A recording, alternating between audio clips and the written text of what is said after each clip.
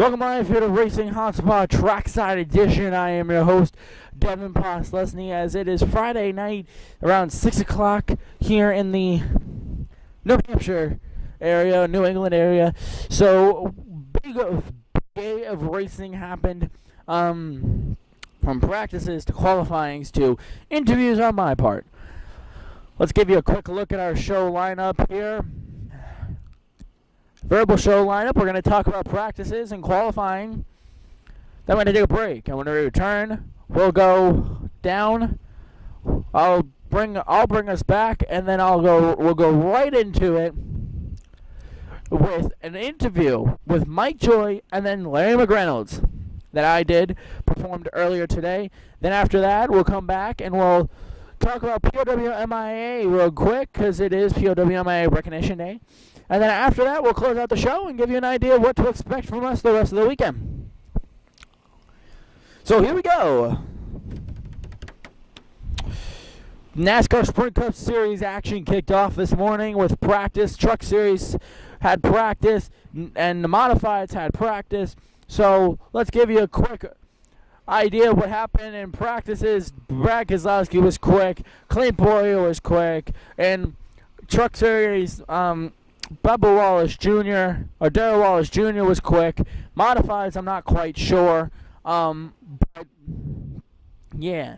So as we sit now, qualifying just got done with in a matter of minutes ago. So let's quickly recap qualifying for you. 2 rounds, because we're less than a mile and a half. So first round was 30 minutes. Second round was 10 minutes with a 10-minute break in between. Sorry, still not used to this jacket and sweatshirt and headset.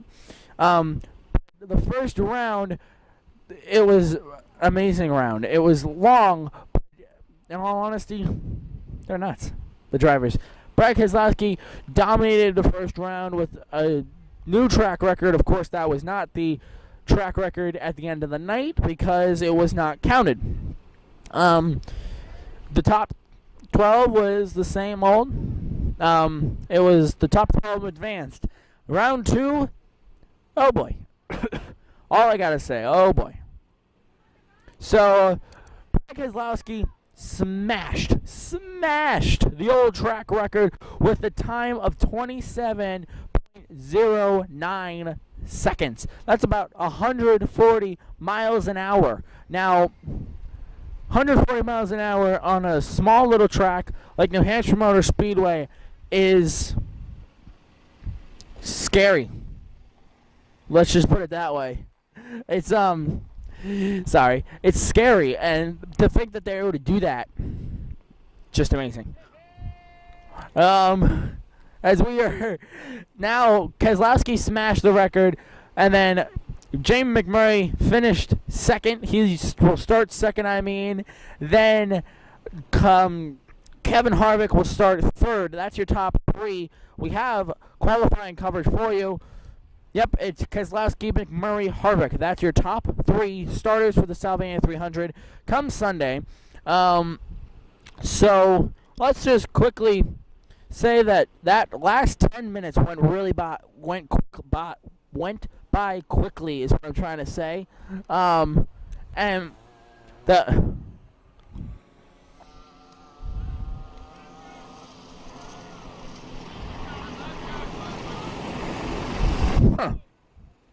That's different. That last 10 minutes went by really quickly, let's just say that. And the thing was, it was one car after another, after another, after another, after another, after another. Kyle Larson hit the wall in the final practice, in the final session. He will end up 10th, I believe, starting 10th. And yeah. So now let's quickly do a quick recap. Modified to qualifying right now. Yeah, I really don't have notes. I'm sorry, guys. So now let's take a break. I think it's time for a break. On the other side of this break, we are going to have a live interview with Mike Joy and Larry McReynolds. Pre-recorded, though. It's not going to be here.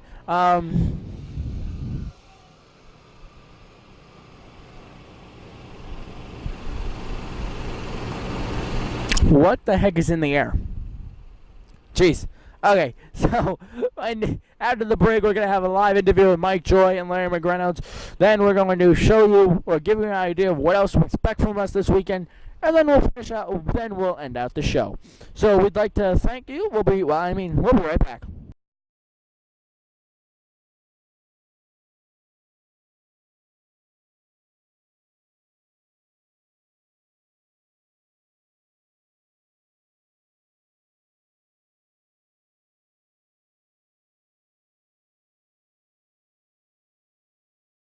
Welcome back live here to the New Hampshire Motor Speedway for a Racing Hotspot Trackside edition.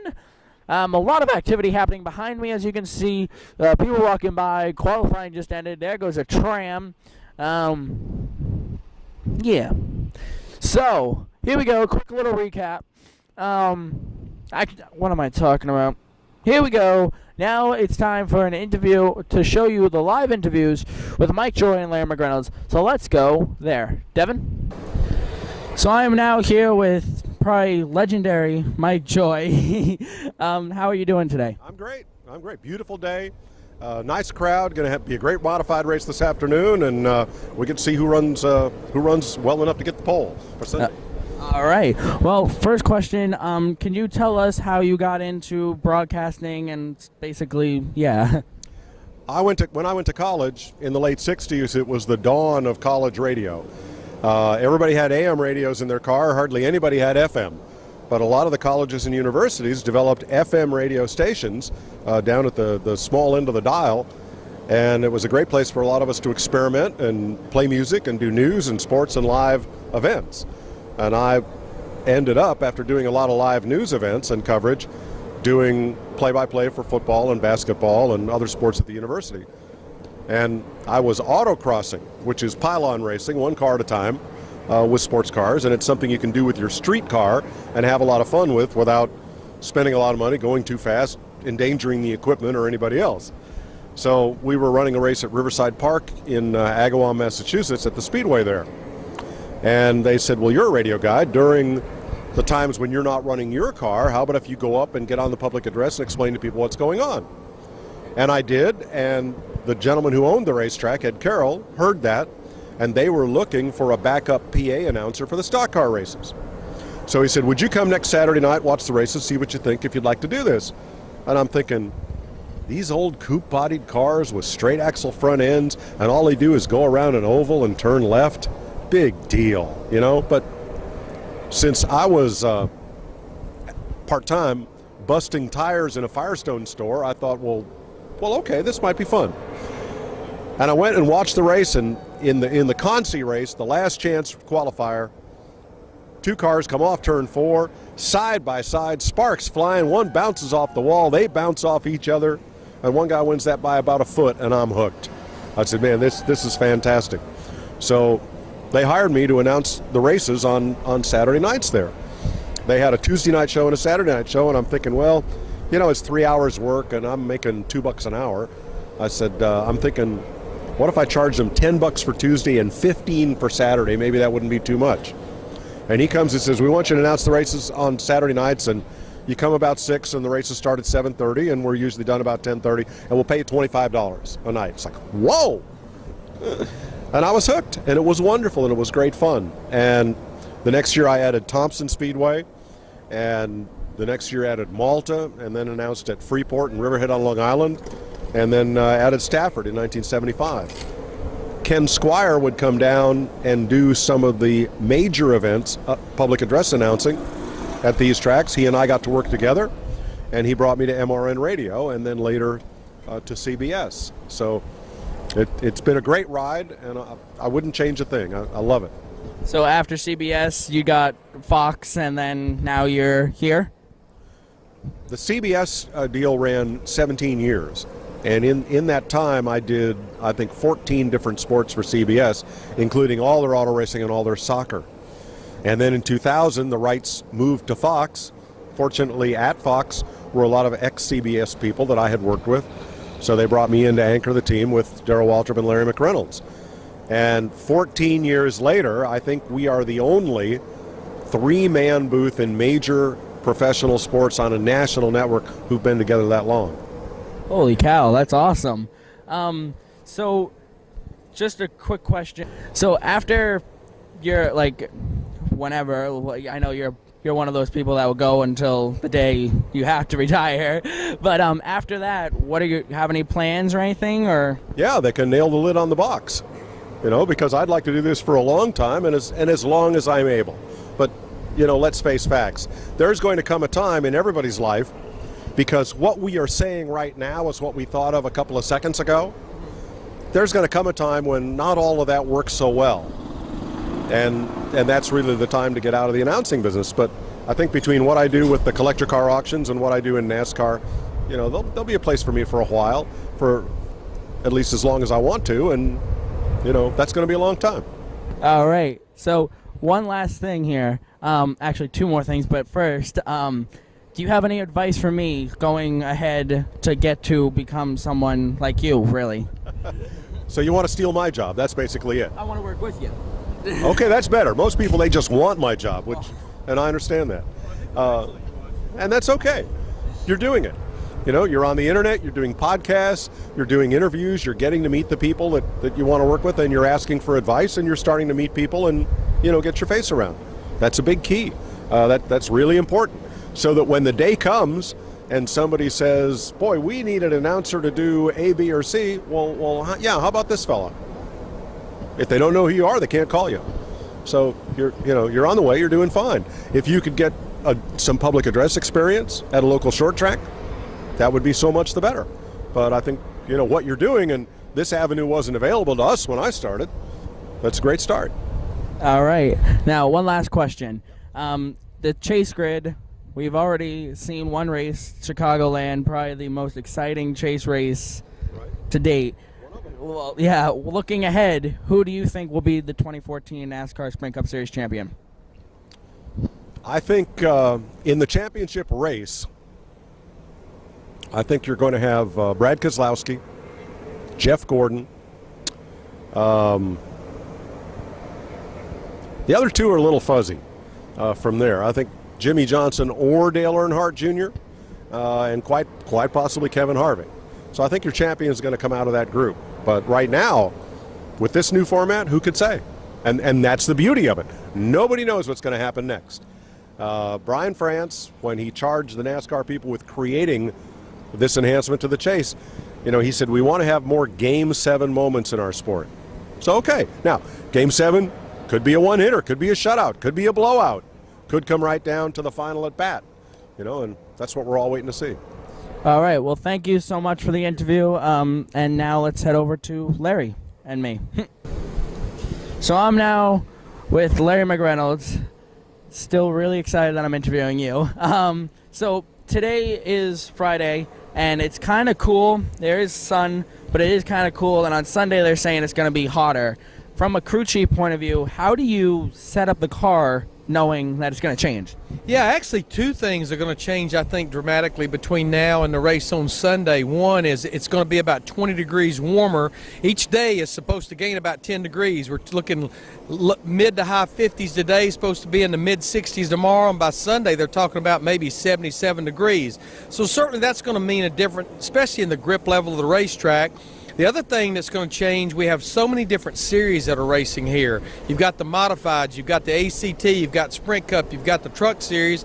Is more and more rubber is going to go down on the racetrack. And I think it's one reason today, Devin, that we saw, a lot of teams made some race runs, but for the most part, like Brad Keselowski, who was fastest in practice, Clint Boyer was fast, they did not make any long race runs. They just dealt with what they have to deal with later on this afternoon. And that's qualifying. So we saw them making short 2 to 3 lap runs. Yeah, I think the drivers that made race runs today, all they were able to do is put a little bit of data in their data bank, maybe A/B and some stuff, because tomorrow is going to be more of a true test about what they're going to be having to deal with on Sunday.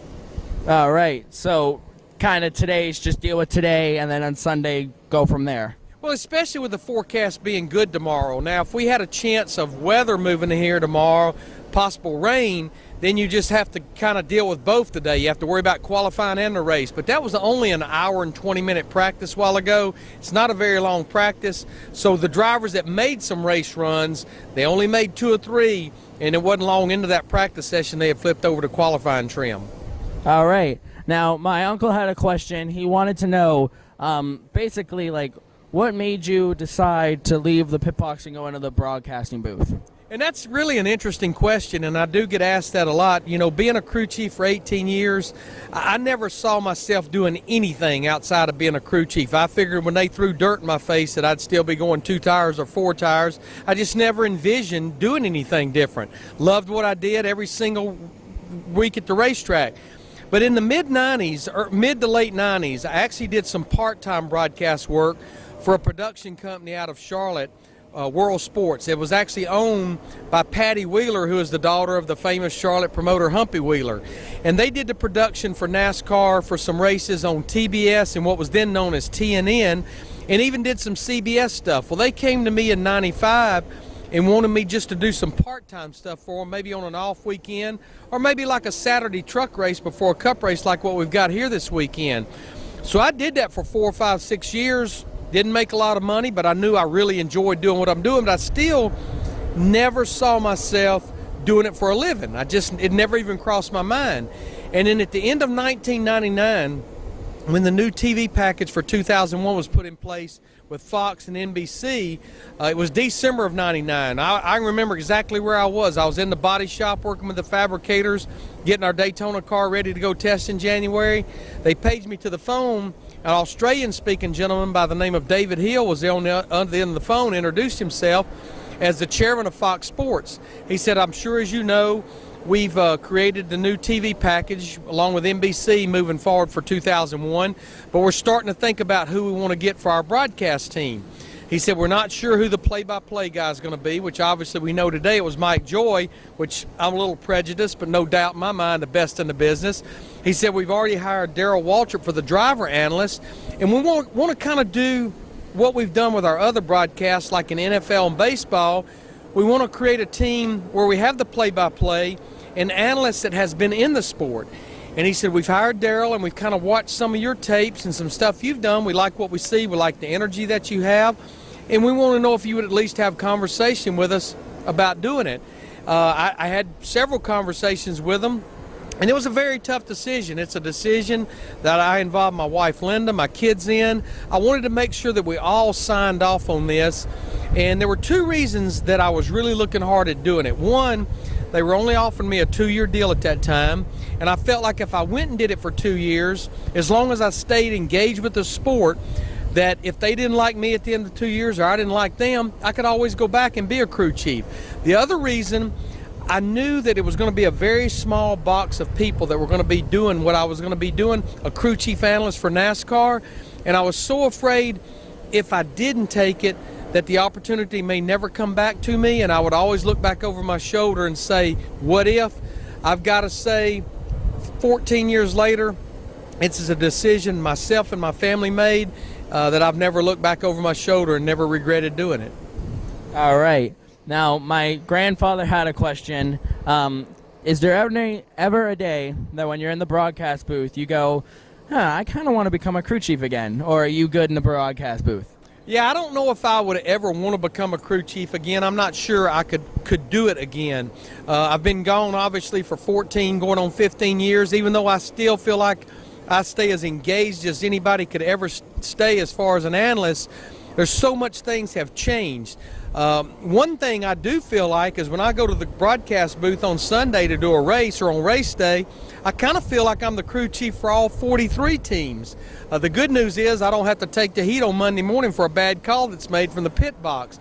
But with my son Brandon racing in the K&N West Series this year, I feel like trying to help his career because he drove for us for a number of years in Bandoleros and Allison Legacy and late model. I think that's kind of filled the competition void. People will ask me, do I miss being a crew chief?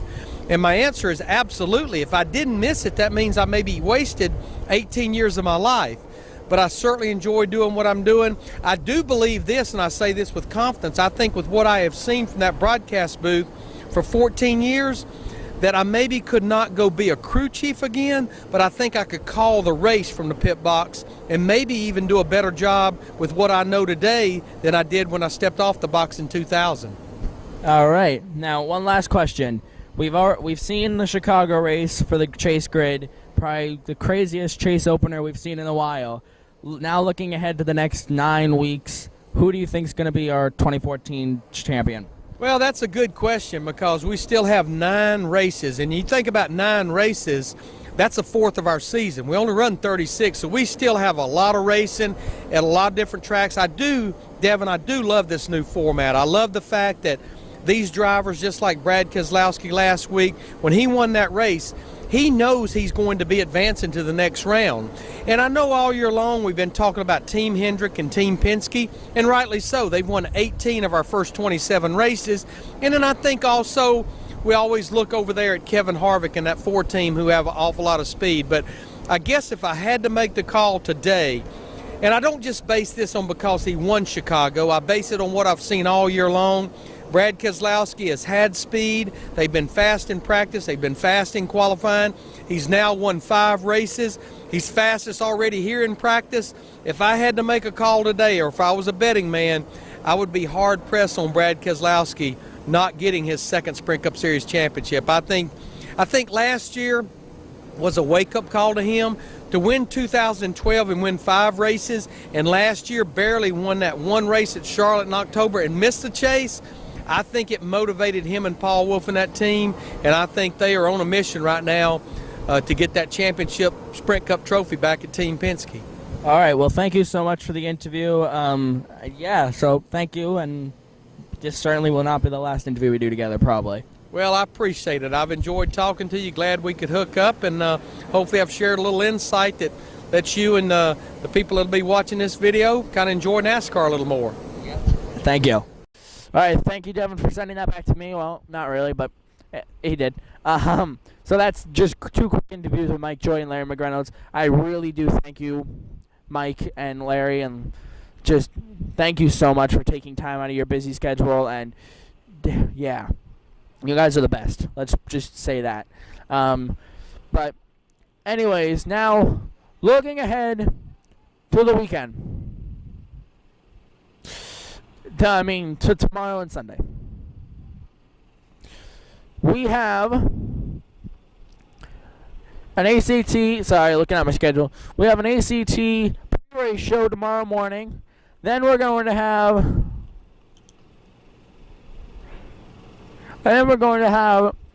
the Truck Series race is going to happen. Then the modified race. Then we're going to have live coverage of the Bond Auto Parts ACT Invitational. Well, and we'll have a recap show or a post-race show. And then after that, we will have a live ultimate racing concert live from this stage tomorrow night.